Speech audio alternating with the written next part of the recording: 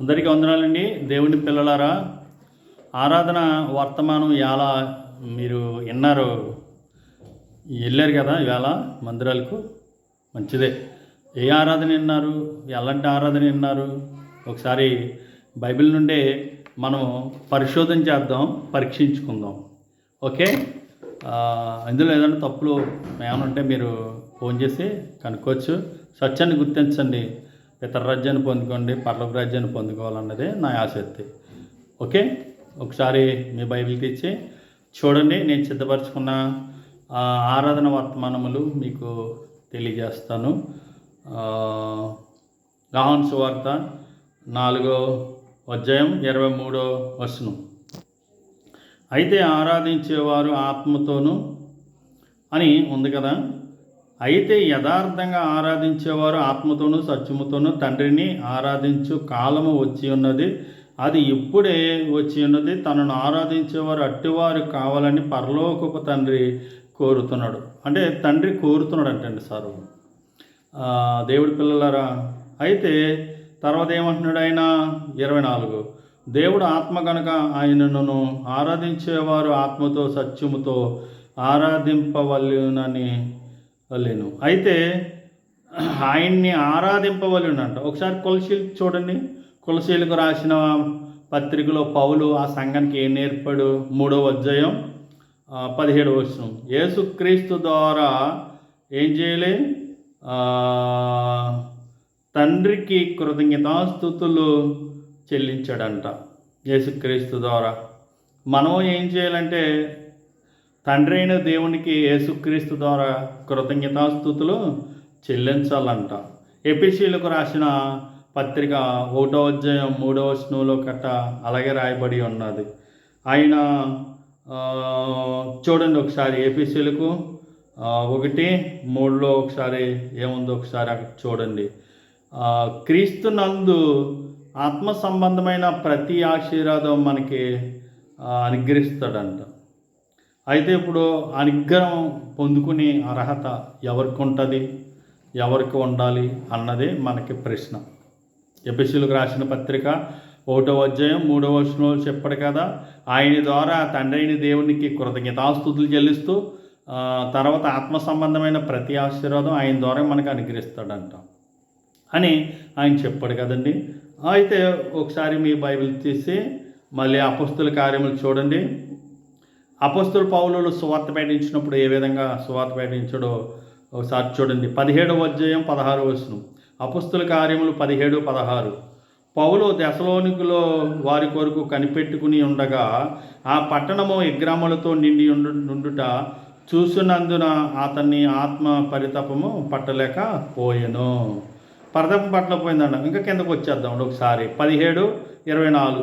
జగత్తు అందలి సమస్తమును నిర్మించిన దేవుడు తన ఆకాశమునుకును భూమికి ప్రభునందున హస్తకుచ్చముల ఆలయంలో నివసింపడు అని చెప్పాడు. ఇది ఒక పాయింట్ అండి, మీరు గుర్తుంచుకోండి. హస్తకుచ్చముల ఆలయంలో నివసింపడు అన్నాడు. తర్వాత అండి ఇంకా 25. ఆయన అందరికీ జీవము ఊపిరి సమస్తమును దయచేవాడు గనక తనకు ఏదీను కొదువై ఉండునట్టు మనుషుల చేతులతో సేవింపబడేవాడు కాడు. మనుషుల చేతులతో సేవింపబడేవాడు కాదు. ఇప్పుడు మీరు గమనించండి, ఎవరెవరు మనుషులతో సేవిస్తున్నారు, సేవింపబడుతున్నాడు యేసుక్రీస్తు. ఇప్పుడు మీరు గమనించాలి. మీరు అలా చేస్తున్నారా? అయితే చాలా అంధకారమైన ఎలుగుదూత ఆత్మలో సంఘాల్లో ఉన్నారు మీరు. అంధకారమైన ఎలుగుదూత సంబంధమైన సంఘాల్లో ఉన్నారు మీరు. అంటే మీరు నీతిని అనుసరించటం మానేసి దుర్నీతిని అనుసరించే బోధకుల దగ్గర ఉన్నారని మీరు గమనించాలి. అయితే దానికి ఎవిడెన్స్లు మీరు చూపించండి అంటారా? ఒకసారి చూడండి మీ బైబిల్ తెచ్చి. ఒకసారి కొరింథీయులకు రాసిన పత్రికలు చూడండి. 1వ పత్రిక కొరింథీయులకు రాసిన మొదటి పత్రిక 10వ అధ్యాయం 7వ వచనం. జనులు తినడానికును తాగుటానికును కూర్చుంటానికును ఆడుటానికును లేచిరి అని రాయబడిన వారిలో కొందరు వలె మీరు విగ్రహారాధకులై ఉండుకుడి. విగ్రహారాధులై ఉండకూడదంట. అదే 10:14 చూడండి. కాబట్టి పిల్లలారా విగ్రహములకు దూరంగా పారిపోండి అన్నాడు. ఏంటి ఈ పత్రిక చెప్పినప్పుడు పారిపోండి అంటున్నాడు. మళ్ళీ కిందకు ఒకసారి చూడండి 14 కాబట్టి నా పిల్లలారా విగ్రహములకు దూరంగా పారిపోండి అన్నాడు కదా. 15 చూడండి, బుద్ధిమంతులతో మాట్లాడినట్టు మీతో మాట్లాడుచున్నాను, నేను చెప్పే సంగతులు మీరే ఆలోచించుకోండి అన్నాడు. ఒకసారి ఆలోచించుకోండి, మీలో మీరే ఆలోచించుకోండి. మీరు వెళ్ళే సంఘాల్లో విగ్రహాలు ఉన్నాయా? సిలువుల విగ్రహాలు, కుర్చీలో విగ్రహాలు, మరియమ్మ గారు విగ్రహాలు, బాలయేసు విగ్రహాలు, సిలువు చుట్టూలు తిరగటం, సిలువుకు ప్రార్థనలు చేయటం, అక్కడ కొబ్బరికాయలు కొట్టడం, అగరొత్తులు వెలిగించటం, కొవ్వొత్తులు వెలిగించటం, ఇలాంటివి ఉన్నాయా మీలో? అయితే మీరు నరకానికే పోతారు ఖచ్చితంగా. బైబిల్ చెప్తుంది. విగ్రహారాధకులై ఉండుకుడి పారిపోండి అని యోహాన్ మినిస్ట్రీ అంటే యోహాన్ గారు తన సంఘానికి చెప్తున్నట్టుగా మనకి అర్థమవుతుంది.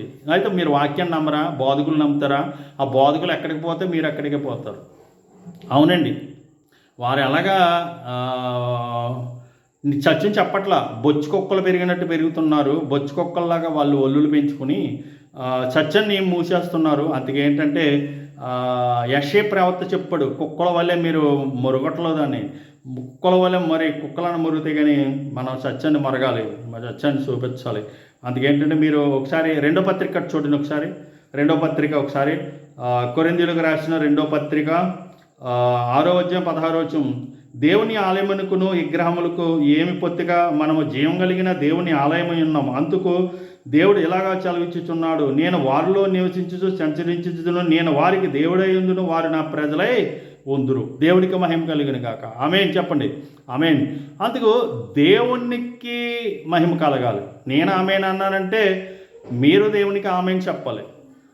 అంటే దేవదూతలు చెప్తేలేండి అలాగని అంటారు. ఆమేన్ అన్నది నా సొంతంగా నేను ఒకటి చెప్పాను, దేవుడికి ఆమేన్ అని, ఈ వాక్యం చదివానని మీరు అన్నారు కాబట్టి ఆమేన్ అని మీరు అంటే దూతలు నెరవేరుస్తాయి. దేవుడికి మహిమ కలుగును కాక.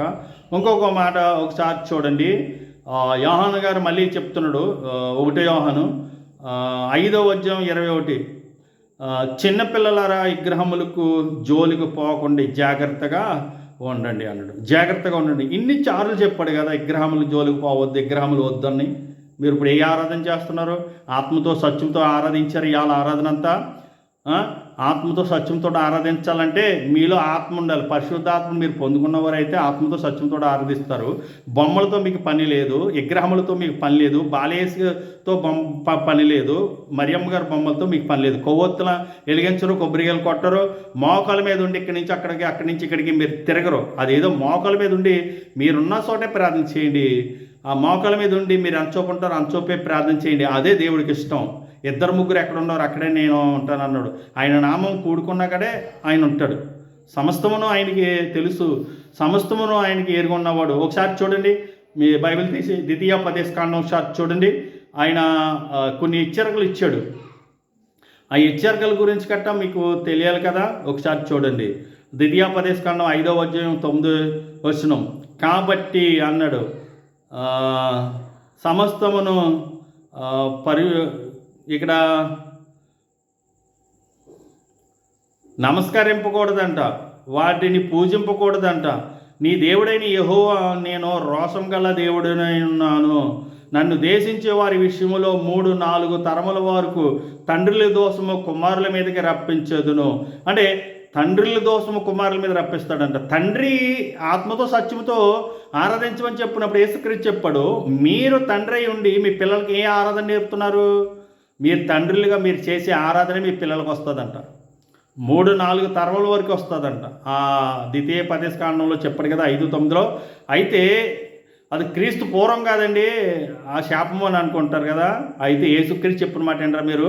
యోహాను సువార్త 4:23, అయితే యథార్థంగా ఆరాధించేవారు ఆత్మతో సత్యముతో తండ్రిని ఆరాధించు కాలం వచ్చి ఉన్నది, అది ఇప్పుడే వచ్చి ఉన్నది, తనను ఆరాధించేవారు అట్టివారు కావాలని తండ్రి కోరుచున్నాడు. దేవుడు ఆత్మ కనుక ఆయనను ఆరాధించేవారు ఆత్మతో సత్యంతో ఆరాధింపవలెను. ఈ మాట గట్ట మీరు నమ్మరా? యేసుక్రీస్తు గారే చెప్పారు స్వయంగా. ఈ మాట మీరు నమ్మాలి. నమ్మకపోతే పోతారంతే నరకానికి. బోధకులతో పాటు పోతారు. బోధకులు ఎక్కడికి వెళ్తే అక్కడికి వెళ్ళిపోతారు. మీరు అందరూ సత్యంలో ఉన్నారు. అవన్నీ మనం ఆరాధించకూడదు. ఒకప్పుడు అన్ని జనులుగా ఉన్నప్పుడు అవన్నీ మనం తల్లిదండ్రులు చూపించిన ఆరాధనలు, మన సంప్రదాయాలు అన్నీ పాటించేవాళ్ళు. ఇప్పుడు యేసుక్రీస్తు రక్తంలో కడబడిన తర్వాత ఇవన్నీ అవసరం లేదు. కళ్ళు తెరుచుకోండి. 1 కొరింథీయులకు రాసిన పత్రిక 4లో ఆయన చెప్తున్నాడు, ఇకలోక దేవత మనోనేత్రములు గుడ్డితనం వచ్చేస్తుందంట, కలగజేస్తుందంట. అంటే సత్యం గురించి గుడ్డితనం కలగజేసిన బోధకులు మీరు వెళ్ళొద్దు. ఒకసారి లాస్ట్గా ఫైనల్గా ఇర్మియా ఒకసారి చూడండి. ఇర్మియా ఏం చెప్తున్నాడు ఒకసారి చదువుకుందాం. 10వ అధ్యాయం 8వ వచనం చూడండి. ఇర్మియా 10వ అధ్యాయం 8వ వచనం. ఈ జనులు కేవలం పశుపాయులు, అవేకులు, బొమ్మలను పూజించవచ్చు, జ్ఞానము వ్యర్థము. దేవునికి మహిమ కలిగిన గాక. అంటే కేవలం పశుపాయులుగా ఉంటున్నారు ఈ రోజుల్లో ప్రజలు. ఏ ఆరాధన చేయాలో ఏ ఆరాధన చేయకూడదు. క్రైస్తవులారా మీకే, ఎవరికి అన్యజనులకు కాదు చెప్పేది.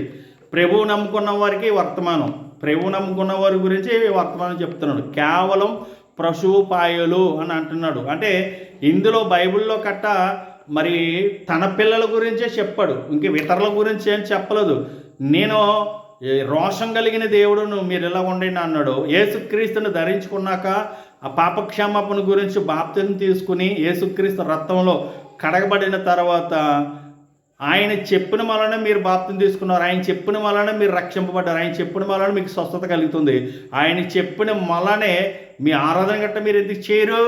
అందుకే మీరు పశుపాయువులు, అవివేకులు, కేవలం మీరు బొమ్మలను పూజించి వచ్చే జ్ఞానము వ్యర్థమైపోతుంది. మీ ఇచ్చే కానుకలు వ్యర్థం, మీరు చేసే ఆరాధన వ్యర్థం. మీరు ప్రతి ఆదివారం వెళ్ళి మీ ఫ్యామిలీ ప్రతి కానుక వేసిందంతా వ్యర్థమేనంట. మత్తయి సువార్త చెప్తున్నాడు కదా, అక్రమం చేయవర్లారా మీరెవరో నాకు తెలియదు, నా దగ్గర నుండి పోండి అంటాడంట. కళ్ళు తెరుచుకోండి. అలాంటి తప్పుడు బోధల నుంచి మీరు బయటకు రావాలనేదే ఈ చిన్ని వర్తమానం. ప్రభు ఇలా మాట్లాడించాడు.